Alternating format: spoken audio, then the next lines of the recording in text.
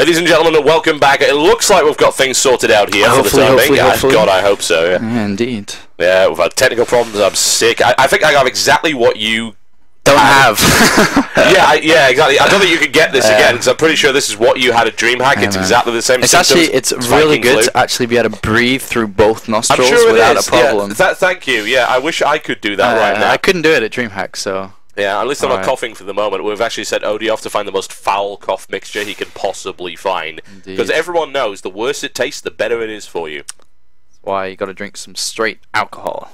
Well, down you. Wait, we're gonna do like I'm gonna do a Beecham's Chaser, followed vodka, then Beecham's Chaser. That sounds good. Actually, I would rather die. I think I'm just gonna die right now. Alright. Never mind. Game 2 is coming up, folks, and we're actually kicking off right now. Nerchio, Game 2. We're finally into it. So, here we go. Going into the game right now. Let's get things underway. Yeah. It is Metalopolis, and remember, this is not a veto. There's no vetoes. There's no predetermined second map or anything. This is Merz's choice. Yes, it is, and here we go, folks. It is Metalopolis, and we are in the map right now. And I'm going to have to blow my nose very shortly. I'm going to do my best supermarket trolley attendant impression right here. We have Merz in aisle 8. He is in the blue trunks, and he is playing Terran to the west of this particular map for Team Dignitas versus his opponent, the Spillage in aisle 2. It is Team Ace's Nerchio. He is in the red trunks playing Zerg to the south. It's weird being on the other side of the fence now. Yeah, thanks, dude. Alright, anyway, this is actually not good positions for Merz once again. He's kind of having the unluck draw with the positions. The first map we saw him cross positions, more difficult for him, obviously because Nerchio can have more time to react to what's going on. But in these positions, close by air, it would have been good obviously close by on Shakuris, but on this map, Nerchio has literally 6 entries to the base with Overlords. He can go in and scout and see exactly what's coming. So Merz actually can't use the element of surprise against Nerchio here. I mean, if he wanted to go for some funky Banshee play, 2-port Banshee has been coming back into play in close by air. If he wanted to go for 4 barracks or fast starport Medivac Marines, nothing is going to be viable because Nerchio's just going to be able to scout that much easier. Yeah, it's a bit of a problem, isn't it? And Zerg absolutely adore these positions on Metalopolis. I mean, it's a good map for Zerg anyway, so to then get that, is that possibly the best spawn position he could think of in this scenario? And he's got to be feeling pretty happy about that, having now confirmed the position of his opponent. Also, it means that it's really easy just to defend against drops as well. You can have Overlords covering this entire vector, so any kind of drop's going to get picked up incredibly fast. Nerchio into the base, he will spot what's coming. He knows that he's about to know anyway. There's not going to be any kind of gasless expansion nonsense coming in from Merz right here. And Merz did actually send an SCV inside his base to check for the Overlord, but smartly Nerchio pulled it back. So we're actually seeing Merz scout cross position first, expecting his opponent to be cross position. He's going to have a bit of a surprise now as he goes in the base and he's like, oh, okay, you tricked me. Gonna have to come all the way down. It doesn't really matter that much because Nerchio's build's not going to differ. I mean, he was never going to get there to deny the hatchery anyway, so it really doesn't make that much of a difference. But let's have a look at Merz right now. He's probably just going to open up the same as he always does with Factory and then react it into Hellions. It's such a solid opening. You can deny any map presence or map control that Nerchio can have until these roaches come out, which we are seeing Nerchio do a lot. Because of that fast third, the extra gas, the lack of input from gas he's thrown into upgrades and muters, he's allowed to go for infestors so incredibly quick. And as we saw in that previous game, worked out really well for him. Yeah, and this is a bit of a better map, I suppose, for Merz if he's going to go react to Hellion, because he does at least have the opportunity to actually do some damage with them. We saw him build 6 last time, which, yeah, it's great for map control. As you said, it's great for denying creep spread, but at that point, that's really all it's good for, because you're not going to do any damage with those Hellions on Shakuras Plateau, because there's no way you're getting into the base. With this map, with the wider open natural, yeah, you could do a little bit of harassment, which will allow Merz to actually pay off the cost, I suppose, of those Hellions, but Nerchio is aware of that and is going to be very, very cautious to defend that natural, regardless of how wide open it is. And, of course, have control of these Zelnaga watchtowers, which will allow him to see them coming. And I really do question Merz throwing the command center in the main base. There's like no reason to put it there. You can put it on the lower ground, fine, because what's on the map, or what's going to be from Nerchio, literally Zerglings that don't have speed yet. They're not going to have speed for a while. Hellions are going to give you the map control you need anyway. The only advantage from having it inside your main base is you kind of keep the cards close to your chest for a little bit longer. Yeah. But at the same time, Nerchio doesn't care. He's going to do the same thing anyway. And he's going to be able to send in an overload, as we can see that overload will be able to go in and check what's going on for merz. The question is, does merz try something funky? Does he try to throw down another factory and then get another reactor? He's actually not going to throw a reactor down on this barrack, so he's not going to do like a double reactor factory. And it may just be for a straight up standard similar game as we saw previously. Yeah, don't see why not. The problem is that if he allows... interesting. He's going to swap over right there. Only 4 Hellions this time. Yeah, that's a little bit of a change, and that's an interesting choice considering what he ended up doing, and also considering the map as well. I mean, going for more Hellions on this map can work, but that's not what he's going to do. And it's going to move in right there. They're going to be seen by the Overlords, and Nerchio's going to have to perhaps get a little bit defensive. He could actually go in the main base with these 4 Hellions if he knew the lack of lings that there are. There's only 3 right now. There's no units being made. But merz is a very cautious player. He would never gamble to throw these 4 Hellions away. Even if there was like no lings there and he didn't know, he would never try. And that's something that can hinder a lot of people's progress. You know, you have to take a risk sometimes to kind of win a series. And that ling does go in, sees everything, sees the reactor on the factory still, which is obviously going to be changed for a starport very, very shortly here. And an Overlord goes in to get double confirmations anyway. But is the Overlord going to spot the Marauder? No. A Marine, 2 Marines do push it back, and we actually see a Marauder come out. So it looks like this time around we may, if he continues to build Marauders, see the similar style where he can punish this ling and roach only. No bailing nest, no early mutas. That may be something that merz can do to capitalize on how Nerchio plays. The problem is that ling that went in the base was actually killed by a marauder. So unless Nerchio, unless Nerchio wasn't paying attention to that, then he will know. So I have a feeling that information is in his hands at the moment. 2 more Hellions coming out here. An interesting decision to continue to build those for the time being. Merz actually hasn't put the starport down yet. And if he continues to build Hellions, let's see if he's about to be at 200 minerals. Is he going to build 2 more Hellions? That's the question.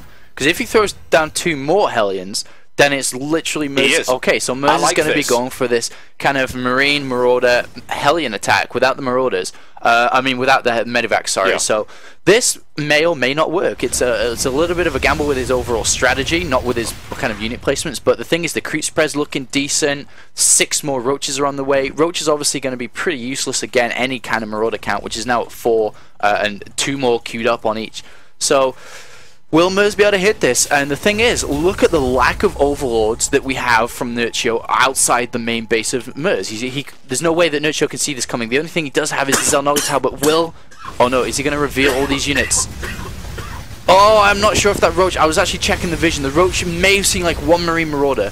But that's it. He didn't see all of them. So merz a little bit sloppy giving that away, but at the same time, there's still a lot of units out here, and the control has to be perfect from merz. Yeah, it's going to have to be really, really good for him. I like the decision to go in just a little bit earlier, considering that the Marauder was scouted earlier, and this push could do some damage, certainly. The Queen is going to go down. He has to control the Hellions. He cannot lose the Hellions if he wants to beat the Lings down that are about to come out. Yeah, second Queen's now been eliminated, and a lot of the Hellions have been killed. Unfortunately, he's got to watch out for this. More Lings now streaming in on the way. There's a single Hellion alive, and now it goes down as well. There's only that one at the back end. This will be thrown back here by Nerchio. Yeah, I mean, he didn't use the Hellions that well. No, he didn't. And the Hellions were at the front tanking damage. I mean, it's good to tank damage, of course, to let the Marine Marauders do more damage to the Roaches, but now there's nothing to clean up Lings. And even the drones, I mean, there's nothing. I mean, Marauders and a few Marines aren't going to do that much versus drones either. So now merz is on the back foot, and he could actually just go ahead and lose to a counterattack. There's no nothing to really stop that. A single bunker will help out, but we are actually seeing him drone up right now. So Nerchio is just going to go with his upgrades and basically go back to the plan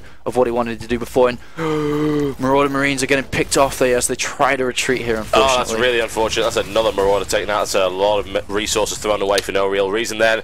This is unfortunate for merz. I mean, I liked his idea to go in a bit earlier because, of course, he had revealed the Marauder, and Nerchio had seen that reactor and said, okay, right, this is going to be the same play as he did last time. It's going to hit a couple of minutes later, and it didn't. It came in earlier, but as you said, it was the control that screwed him over there. If those Hellions had stayed alive, he'd have been fine. No problem. If he can drop right now in the main base, that would be the best thing in the world. Heal up, of course, first, and then go ahead and drop. Because what is there to deny drops? I mean, I've spoke to him about this before. This is something you should try to do against Nerchio. There's literally just Roach and Lings running about. You can abuse the higher and lower ground against it as well. And there's no bailings, there's no bailing speed or anything. So it looks like he's just going to go on ground, though. So it's questionable. But Nerchio has full control of the map. I mean, his vision is beautiful. He sees there's no third base. He is now expanding to a 4th and 5th at the same time.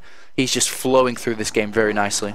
Overseer makes its way into the base as well, and I'm not liking this from merz. I'm really not. No, the counterattack's going to come in from Nerchio. He's so good at counterattacks, and this is going to do incredible amounts of damage. Nerchio's famous Ling run by Bar and Grill right here, and unfortunately what's going to get grilled is all of merz's SCVs. This is looking really unpleasant. A couple of Marauders, they're not even in the bunker either. They get absolutely decimated, and here's the push right here from merz. This is actually a strong push. He's going to stop the upgrades. Oh, very nice. Okay, one taken out. Take out the second one right there. If he can kill the infestation pit, that'll be even better, but he's not focusing fire on that at all. He's been blocked in there. Oh, drones get in there using the mineral trick to actually get into the middle of that and doing some serious damage. The cleanup comes in right here by Nerchio, very well controlled. The thing is, the counterattack was still going on. merz has lost 23 SCVs, only 8 drones were lost there. Merz does pick up with a lot of his units after doing damage and stopping upgrades, but he just lost too many SCVs, 23. He's down to 35 SCVs versus 66 drones. The 4th and 5th base is up. He can easily go ahead and saturate these now, take the gases. Infestors are on the way now, and I'm pretty sure that the pathogen glands research did finish while that attack was going on as well. So now what does merz do? He's not on a 3rd base. He's looking on the back foot and could just go ahead and lose this. As you can see on the screen, didn't even get that last evo chamber to stop the +2 armor. Unfortunate. I mean, at that point, he really should have just gone to pick off the tech buildings, nailed that one down, killed the infestation bit, and then just got the hell out with everything he could have. Nerchio's going to just go grab one of those signs that you see on the road that says stop. As soon as he sees this command center float towards the middle, he will not allow that to happen. So we're going to see Nerchio just jump on merz pretty much right now. Oh dear, yes. Nerchio has not given planning permission to merz to expand here, and this is the result. Obviously the Council of Nerchio is very aggressive in its policies, and now Nerchio's going to smash his way through here, and he's now got full access to that 3rd. Hey, fun times, let's kill some SCVs right here.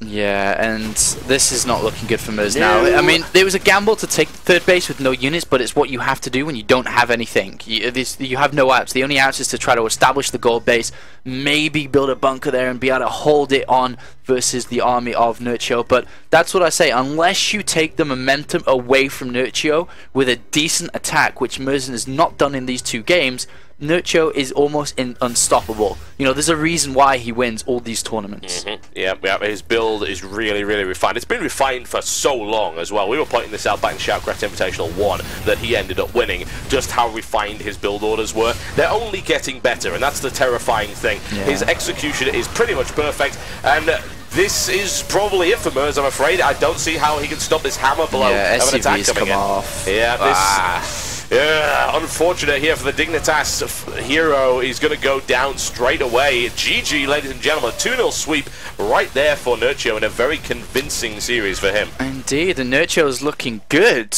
He is looking good. And unfortunately, the Team Dignitas representative once again goes out in the 1st round. Ouch. Not good for the Scan Invitational, Team Dignitas Invitational. You need to invite more Dignitas players. I need to like deep in now to the bag and be like, select. Yeah. Grab him and put him in this tournament. Yeah, put Bling in there as well. Bling as well. Just keep shoving all the Dignitas players Bling as in well. there. Great results from Bling. Oh, WCG, man. Yeah, some people don't know about Bling, and they probably should now, because that guy took him out from MVP, who ended up, of course, then going on to win WCG in Busan. Yes. So pay attention to Bling, folks. He's going to be in Korea, I believe, for the next month. He's already amazing. His run through WCG was incredible. Yeah. His run through IPL, the qualifier in the UK, incredible. Keep an eye on Bling. He is unbelievably good. For sure. Unfortunately for merz, that's him done for the Scan Invitational, and Nerchio advances through to the round of 4 in a very convincing fashion. Well, he's guaranteed himself £100, $200 maybe. Well, $175, yeah, something like that, and then or something like that. Not bad. Yeah, it's good. And unfortunately for merz, who said, goes down, and in overall his results, like, he's never beaten Nerchio. No. I mean, majority of Terrans never gonna beat Nerchio, but that's it. He's a bit terrifying. Next game though is gonna be a good one. We have Liquid TLO as Zerg, not random, not Terran or Protoss, as Zerg against Nama, the DreamHack Winter 2010 champion. That's going to be a great series. This is going to be unconventional, it's going to be aggressive, it's going to be crazy. Yeah. I'm looking forward to that one, folks. You're watching the Scan One Day Invitational, as brought to you, of course, by Scan. Make sure to go out and check scan.co.uk/todayonly for some great hardware offers. Thanks for supporting esports Scan, and we'll be back as quickly as we can with the next series.